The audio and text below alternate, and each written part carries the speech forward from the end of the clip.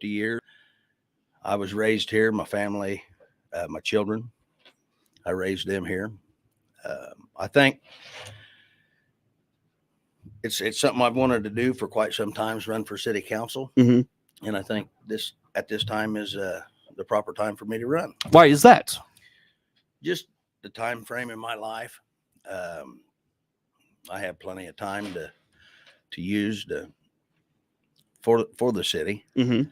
And I think I got a lot to bring to the table. Sure. For the street department. Sure. So what's your background, and why do you think that is, pertinent to streets and improvements? How about that? I'm a heavy highway carpenter, also a commercial carpenter, have been for 25 years. Mm-hmm.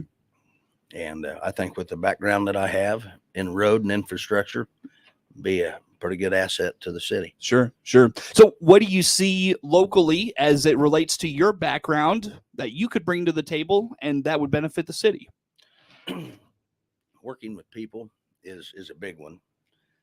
Scheduling projects, mm-hmm. keeping on time, on budget, mm-hmm. Seeing things come down the line ahead of time, trying to catch those items instead of it snowballing, and then trying to figure out. And I just think with my history in this trade, I think I can make an improvement. Yeah.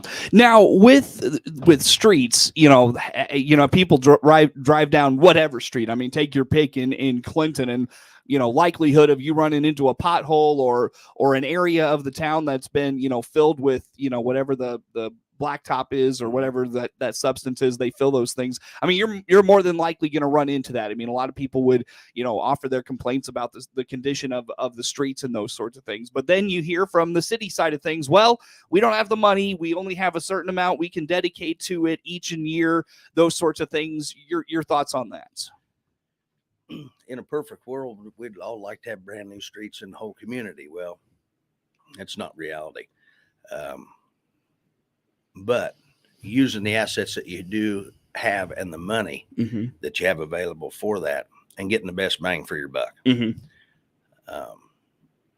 You can fix things and make them a lot more presentable mm-hmm. with just a little bit of effort. Yeah. And going out and doing it mm-hmm. is a big thing. Mm-hmm. I know that the department's been running short on manpower for some time. That needs looked at. Mm-hmm. Not only that department in town, there's several others. Mm-hmm. So there's just a lot of things that need looked at. Yeah. Well, addressed. And manpower in general, that's an interesting one. I mean, everybody's struggling to find workers, and I'm sure this in your line of work and all those things. Workers are hard to come by now. How do you make this job of working for the city in the public works department, how do you make that appealing? How do you recruit, get people in and want to do that? There's other programs out there where folks are trained and they're schooled, where you can go and get those people. Okay. Younger generation. I don't think the city's looked into that, nor knows that's available. Mm. In my line of work. We deal with it all the time. Yeah. And that might be an avenue of seeking manpower. Sure. Once you get that manpower, how do you make sure that they're doing things efficiently and getting things done? That follows up, with the foreman and the superintendent of said department. Okay. Good record keeping, man hours, what they're doing, where you can adjust. Mm-hmm. It's all about accountability and transparency. Mm-hmm. And if you're kind of held to that, it'll show at the end of the day. Yeah. Now, is there anything specific? I don't mean to put you on the spot, but is there anything specific that you say we could do this better? This program could be better. This program we could just do away with altogether. Try other things. What do you think there? Anything come to mind specifically as you speak to that? I think there's some things that I'd be interested in taking a look at mm-hmm. and talking to the superintendent of the department and the foreman of the department, and kind of working with them and see their outlook on also. Mm-hmm. But yes, definitely there's some things that I'd like to look at. And then again, work as a council, Mm-hmm.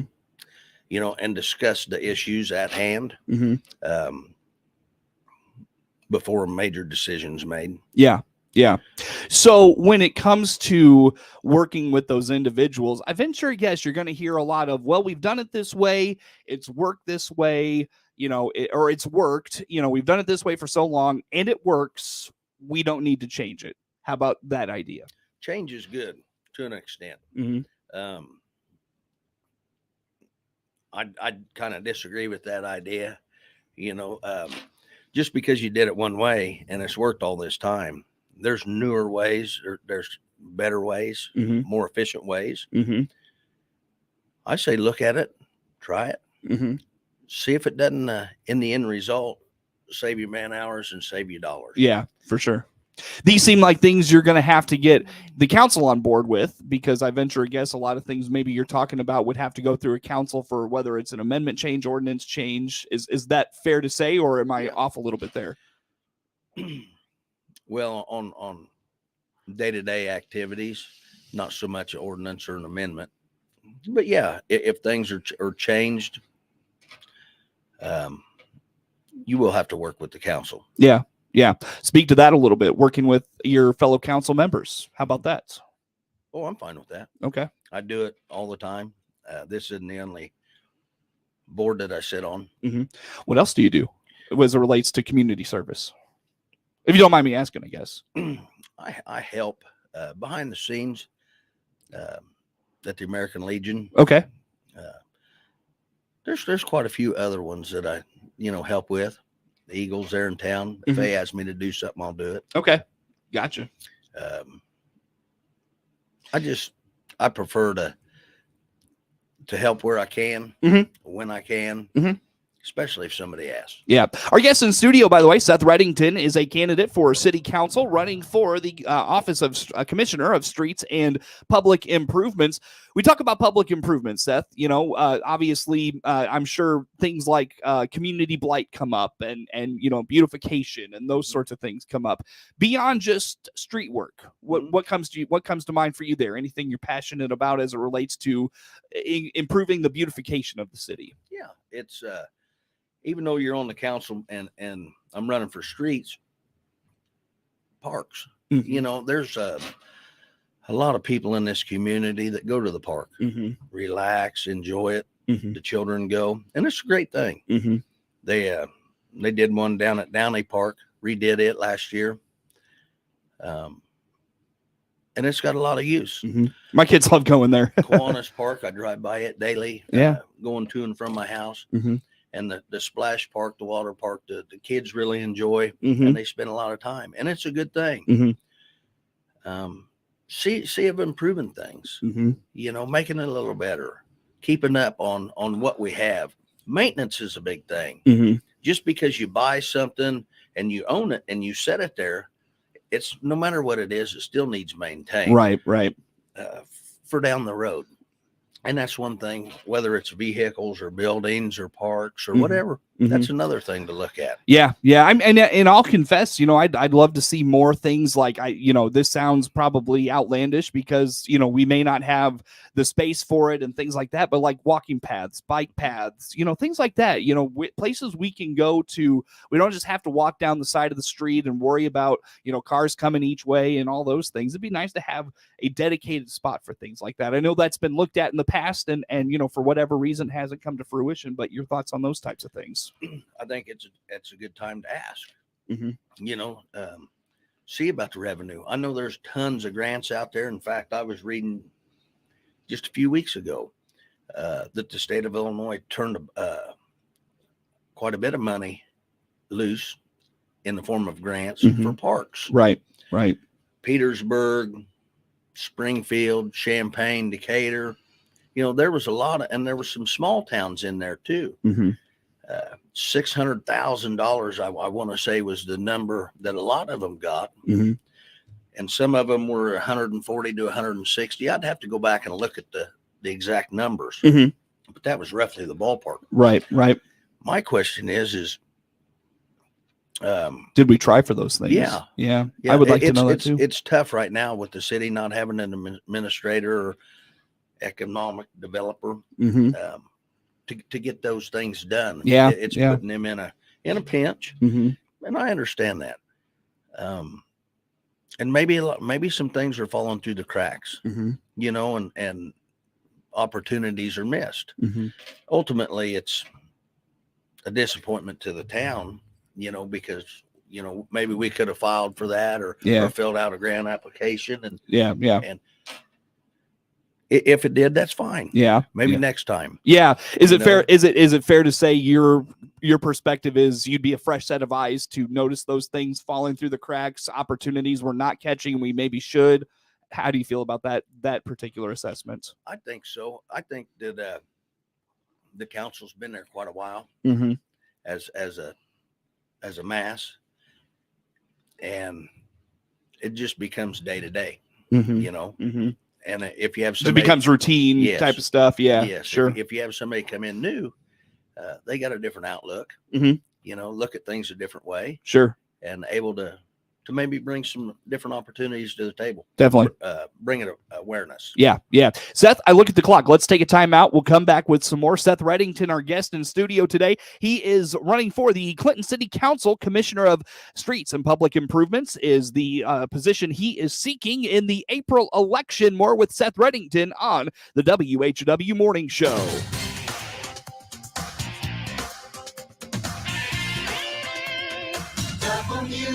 WHOW. Your own home without the maintenance. If you're 55 or better, a beautiful Liberty Village villa could be yours. This is Erin, and I invite you to come take a tour of our move-in ready villa. Click the Liberty Village icon at DeWittDailyNews.com. Simply the finest.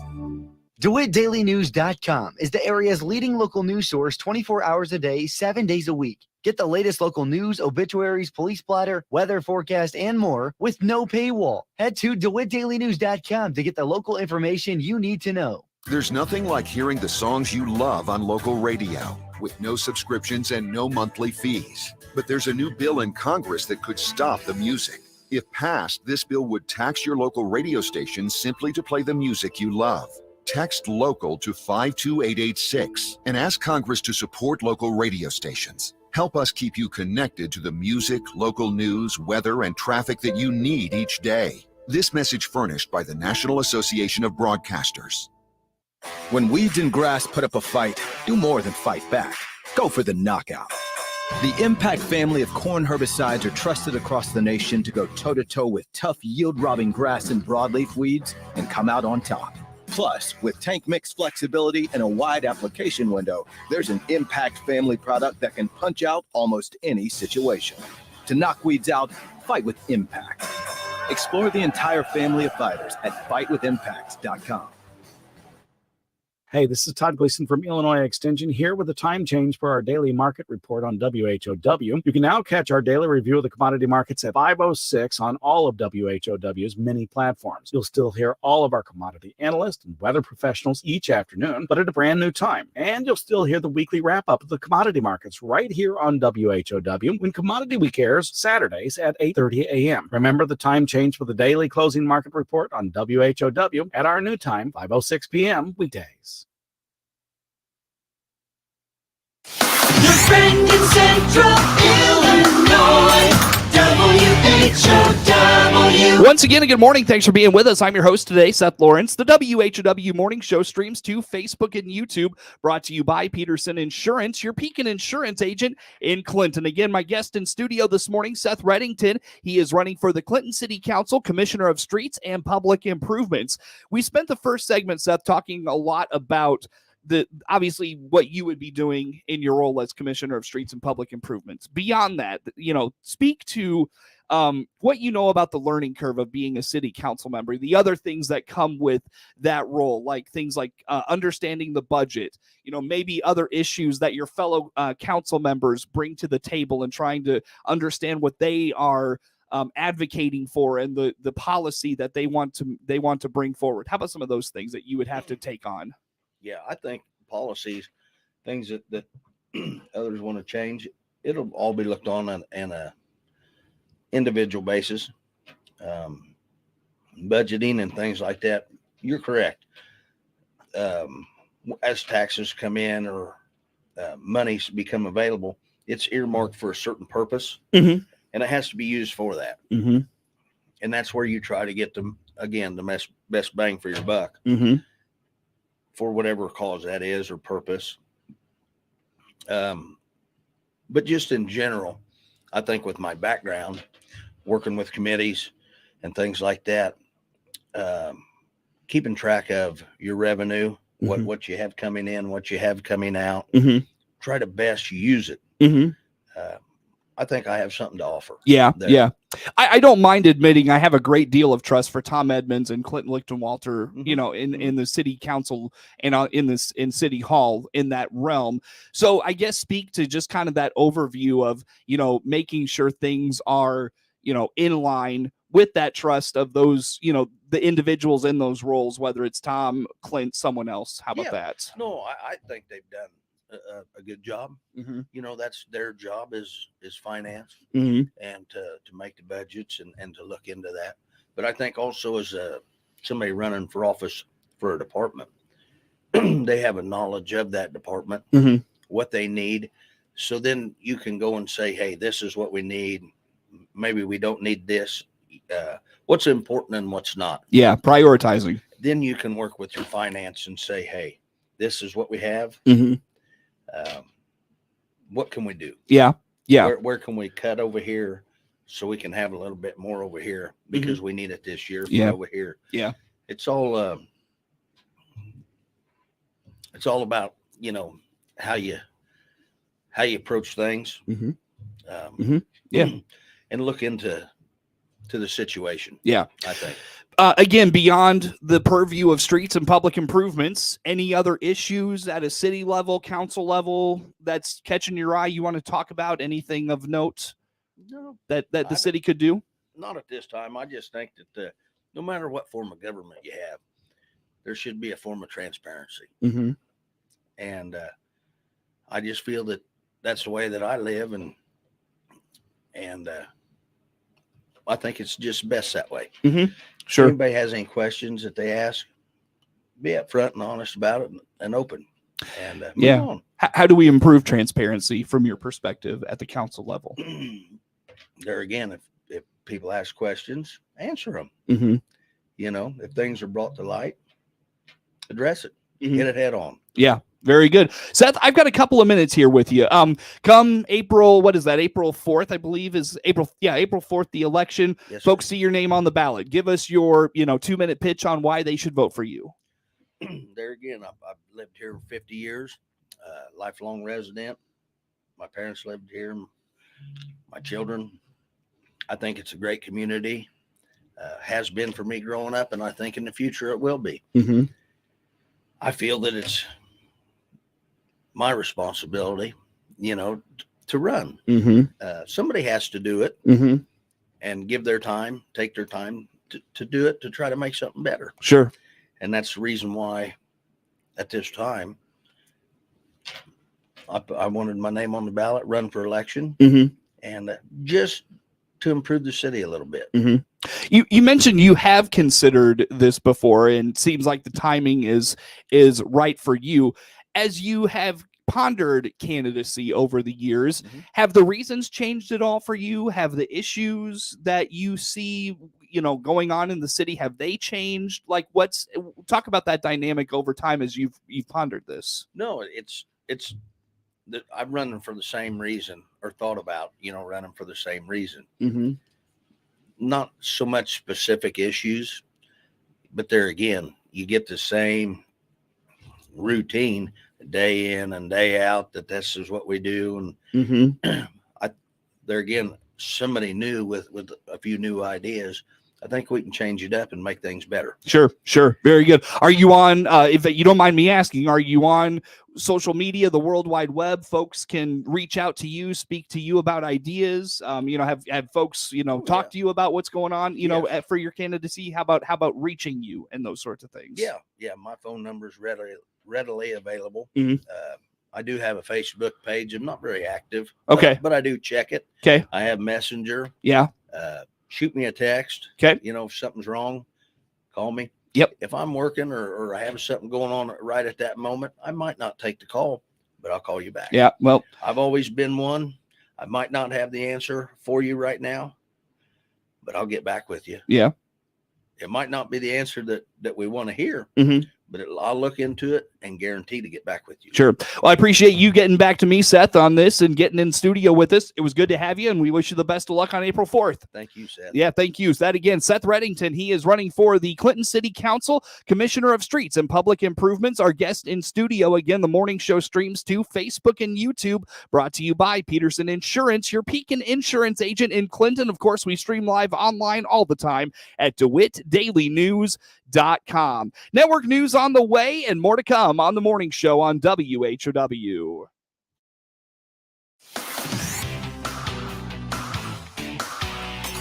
WHOW.